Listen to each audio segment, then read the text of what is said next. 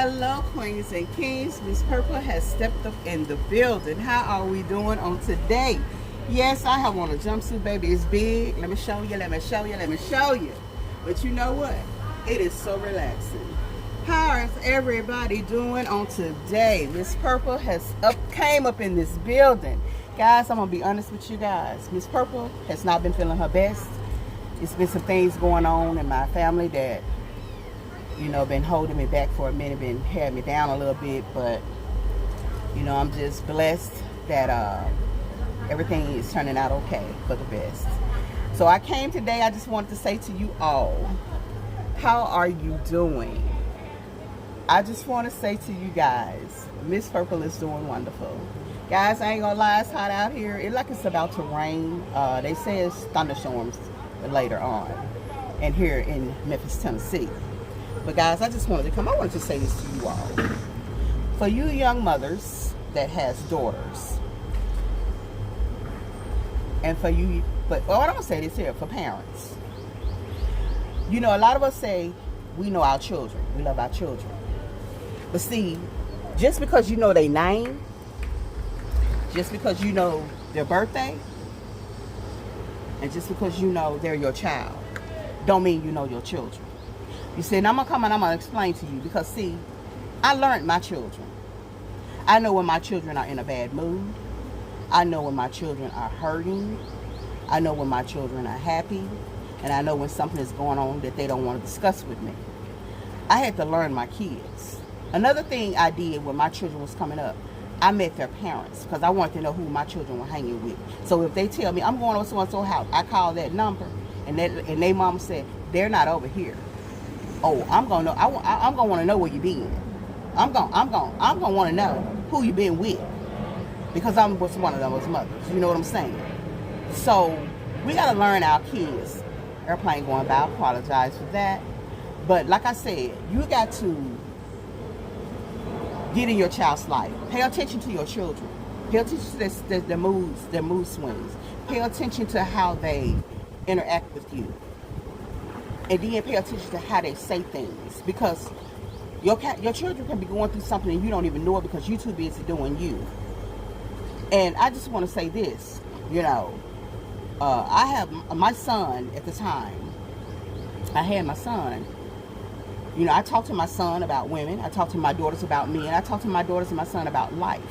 Because I wanted them to hear it from me and not the streets. You understand what I'm saying? So ladies, make sure you talk to your daughters about womanhood. And how to react around men and not just throw it out there and give it to them freely, you know what I'm saying? And just think it's okay to sleep with this man, this man, this man, this man, because baby, that's not how it is. That's not how it goes. And if you're doing it, please don't do it around your children. I'm just saying, we all grown. We do what we want to do, but I'm just saying. Now, I want to say this here because, see, my son, he was going to Fairleigh High School. I had already had a problem because a grown man slept with my daughter and he got her pregnant at 17. I tried to have him arrested, but they told me they couldn't arrest me until they found out if the baby was here. I said the fact of the issue is not that she's pregnant by him, is that he slept with my daughter and she's 17 and he's 30-some years old. And it pissed me off because the police officers wouldn't do anything about it. They told me they couldn't do nothing until after she had her baby, which pissed me off so bad as a mother. Because, see, I'm single. I'm trying to get my children through school. I'm trying to get them to know the important things of life that my mama didn't teach me because she didn't know about. You know what I'm saying? So, next thing you know, I had just pulled up in my driveway. And I had just went in the house and I came back out because I was getting stuff out of the car, taking it in the house. This man pulls up to my house. He pulled up I was in a car in the garage, and he pulled up behind my truck. And he said, excuse me. I said, yes. He said, is Antoine here? He said, do Antoine stay here?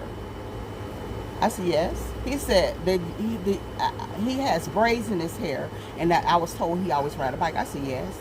He said, I need to speak with your son. He said, because, ma'am, I'm going to hurt your son. He said, I'm going to kill your son because he's your son. I said, first of all, you pulled up to my house. You asked me about my son. And you tell me you're going to kill my son in front of my face in my driveway? I said, you don't know if I got a gun on me or not. Because I'm one of those mothers. I will protect my children. I said, you come just come up in here. You don't tell me what's going on. You just assume and you just go off and tell me that you're going to hurt my son and kill him. I said, no, it don't work like that, sir. I said, what did my son do to make you want to kill him? He said, well, ma'am, your son slept with my wife. I said, oh, my son slept with your wife?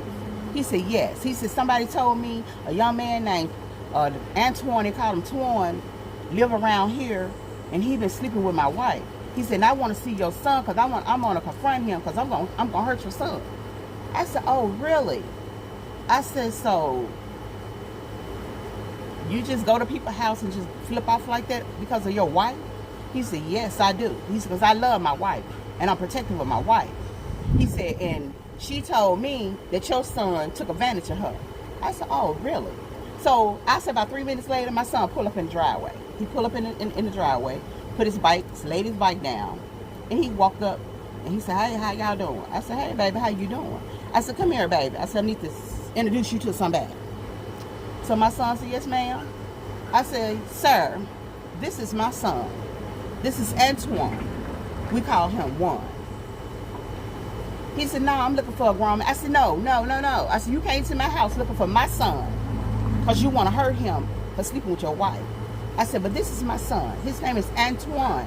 We call him Juan. I said, he's 15 years old and he go to Fairley High School. He said, what?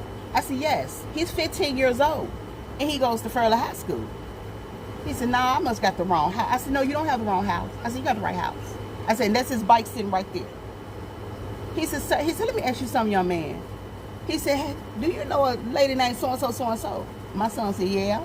He said, how you know her? He said, your wife came up to my school and talked to me, and she asked me to come back to her house, to the house with her. No. He said, that's the first time he met her. He said, that's how you met my wife? He said, yes, sir, she was at the school, came back to the school. He said, then one day I was over my friend's house that stay on so-and-so street.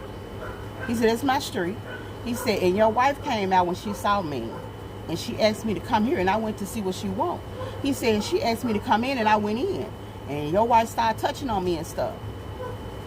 He said, so my wife came on to you? He said, yes, sir. He said, I'm not the only person she didn't slept with. She didn't slept with some of my friends and some guys at the school. So her husband like, ain't this about it? He got mad. He got pissed off. He said, ma'am. He said, I want to apologize to you. He said, sir, we talking to my son. He said, I want to apologize to you, young man. He said, now I'm finna go home, and I'm finna kick this hoe out, and I'm gonna kick her ass, and I'm gonna kick her out of my house. I said, well, first of all, I need to call the police on her for statutory rape, because she just raped my son. I said, son, you go in the house with me, you finna have a talk when this young man leave. I said, because I don't appreciate you going around sleeping with people's husbands, wives. So the man left, and I went in the house. I said, let me ask you something. I said, what gave you the right to go sleep with that lady? He said, mama, that lady paid me.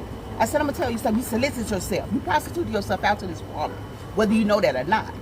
I said, but I'm gonna tell you something. Don't you ever do that again. I said, well, if a person come to you and they tell you, come here, I got something for you, you run and you walk away. If they won't let you leave, you scream so somebody can hear you, so they can come out and see what's going on. I said, because there's so many children that's being kidnapped and taken in to be slaves for other people, sex slaves. I said, I don't want you out there in that world, Antoine. You understand what I'm saying? He was like, yes, ma'am, mama, I won't do that no more. He said, if somebody come to me, so I'm going to scream, I'm going to holler, I'm going to run. Or I'm going to get on my bike and I'm going to get the track. I said, you do what you have to do, because see, it was a man in our neighborhood driving in a truck, a van. And he was going around soliciting, but he liked it, young boys. And I told my son, you be careful, because it's a guy in this white truck, a white guy that was around in our neighborhood trying to find young boys to sleep with. And I told him, do not, if that van pull up to you, you better run. Because then people started complaining and calling the police about the van. I don't know if they caught the man or whatever. But like I said, the moral of my story to you all, pay attention to your children. Learn your children. Learn their ways. Learn when they're upset. Learn when they're mad. Learn when they're happy. Because if it's something they're not want to tell you, it's something going on behind the scenes. I'm just saying. So I'm just coming and I'm telling you guys, as a single parent that I was myself, because all my children are grown now. My son is 31. He'll be 31 August the 8th of August. And my daughter is to be 35 in November. She's born on my birthday. And my oldest daughter, she is 38.